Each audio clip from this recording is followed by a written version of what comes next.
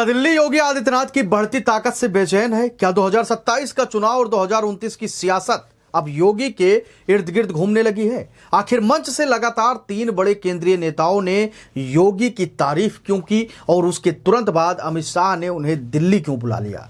40 minute की इस मुलाकात ने राजनीतिक गलियारों में ऐसी हलचल मचाई है कि अब हर कोई यह जानना चाहता है कि आखिर बंद कमरे में क्या कुछ फैसला हुआ, खासकर तब जब देश के सबसे बड़े सूबे के मुख्यमंत्री योगी आदित्यनाथ अचानक दिल्ली बुलाए जाएं और गृह मंत्री अमित शाह के साथ उनकी 40 मिनट की बंद कमरे में रणनीतिक मुलाकात हो। इस मुलाकात के बाद सोशल मीडिया पर वायरल हुई एक तस्वीर ने सियासी गलियारों में भूचाल ला दिया है। राजनीतिक विश्लेषक इस तस्वीर की बॉडी लैंग्वेज को डिकोड करने में जुटे हुए हैं। तस्वीर में अमित शाह की गंभीर मुस्कान और दूसरी तरफ गंभीरता से सुन रहे योगी आदित्यनाथ की मुद्रा को कई नजरिए से देखा जा रहा है। इसे महज एक शिष्टाचार भेंट कहकर खारिज नहीं किया जा सकता, क्योंकि इसके पीछे 2027 की उत्तर प्रदेश की विधानसभा चुनाव, संगठन का पुनर्गठन, जातीय समीकरण और हाल ही में उपजे कुछ बेहद संवेदनशील मुद्दे छिपे हैं। दिलचस्प बात यह है कि दिल्ली के से इस बुलावे से ठीक पहले लखनऊ के मंचों से उत्तर प्रदेश सरकार और योगी आदित्यनाथ के नेतृत्व को लेकर देश के 2 सबसे बड़े कद्दावर केंद्रीय मंत्रियों ने जमकर योगी के तारीफ में कसीदे पड़े थे। नितिन गडकरी ने भरे मंच से योगी आदित्यनाथ के लॉ एंड ऑर्डर यानी कि कानून व्यवस्था मॉडल की सराहना की और कहा कि आज यूपी की कानून व्यवस्था की गूंज पूरे देश में है। राजनाथ सिंह ने भी साफ तौर पर कहा कि योगी आदित्यनाथ का मॉडल आज पूरे देश के लिए नाजीर बन चुका है और वो उत्तर प्रदेश को एक विकसित प्रदेश बनाने की ऐतिहासिक काम कर रहे हैं। इसके साथ ही बीजेपी के राष्ट्रीय अध्यक्ष नितिन नबीन बीते दिनों उत्तर प्रदेश के दौरे पर आए थे और योगी आदित्यनाथ को प्रदेश का सबसे बड़ा चेहरा और यह समय मोदी और योगी होने की बात कहकर नेतृत्व पर मोहर लगाई थी। इन दिग्गज नेताओं द्वारा मुख्यमंत्री की खुली सराहना और उसके तुरंत बाद दिल्ली से आया बुलावा यह साफ संकेत देता है कि यूपी के भीतर सरकार, संगठन और केंद्रीय नेतृत्व के बीच सत्ता के संगठन और संतुलन को लेकर कोई बड़ी सियासी खिचड़ी पक रही है। इस पूरी मुलाकात के केंद्र में सबसे ज्वलंत और संवेदनशील मुद्दा अयोध्या राम मंदिर की दान पेटी से हुई कथित चोरी का है। इस मामले की जांच कर रही स्पेशल इन्वेस्टिगेशन टीम यानी कि एसआईटी की अंतिम रिपोर्ट सौंपे जाने से ठीक पहले यह मुलाकात हुई है।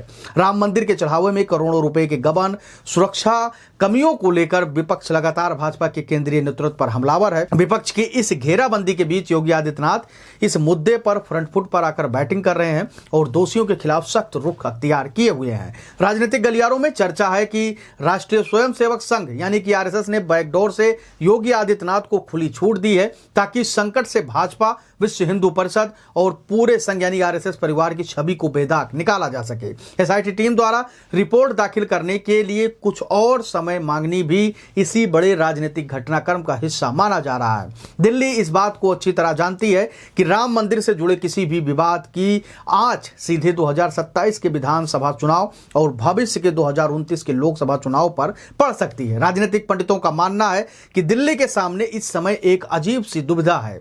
एक तरफ भाजपा या भली भांति जानती है कि उत्तर प्रदेश की सत्ता की मास्टर चाबी योगी आदित्यनाथ ही हैं, जिनके कट्टर हिंदुत्व और सख्त प्रशासन के चेहरे को आगे रखकर ही 2027 का किले फतह किया जा सकता है। लेकिन दूसरी तरफ युवाओं में यूजीसी व अन्य सामान्य जाति यूजीसी के अन्य परीक्षाओं व एनसीईआरटी की बुकों में असंतोष के बीच रैलियों में लगने वाले नारे जैसे योगी तुझसे बैन नहीं दिल्ली के रणनीतिकारों को चौंका रही है। योगी आदित्यनाथ की बढ़ती लोकप्रियता और जनता के बीच उनकी सीधी पैठ कहीं ना कहीं केंद्रीय नेतृत्व के लिए एक नया शक्ति केंद्र बनने का संकेत दे रही है। हालांकि मुख्यमंत्री योगी आदित्यनाथ ने इस मुलाकात को एक सामान्य शिष्टाचार भेंट बताया है, लेकिन पर्दे के पीछे की हकीकत वन नेशन वन इलेक्शन की आहट भी है। 2027 के टिकट बंटवारे की जातीय समीकरण और संगठन में होने वाले बड़े फेरबदल से जुड़ी हुई है। योगी आदित्यनाथ राजनीति के एक ऐसे माहिर खिलाड़ी हैं जो हवा का रुख पहले ही भांप लेते हैं। दिल्ली में अमित शाह के साथ हुई यह 40 मिनट की मुलाकात उत्तर प्रदेश के राजनीतिक भविष्य की नई इबारत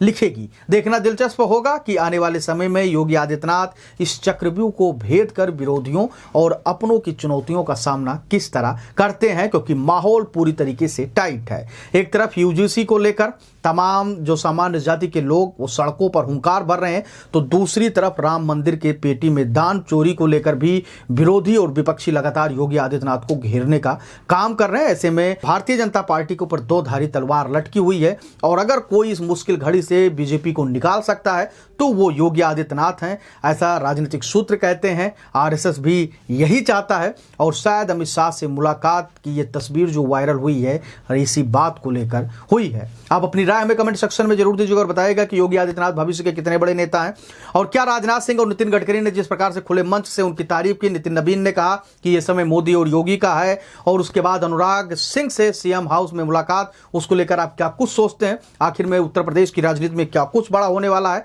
आप अपनी राय हमें कमेंट सेक्शन में जरूर दीजिएगा क्योंकि आपकी राय हमारे लिए बेहद महत्वपूर्ण होती है। धन्यवाद।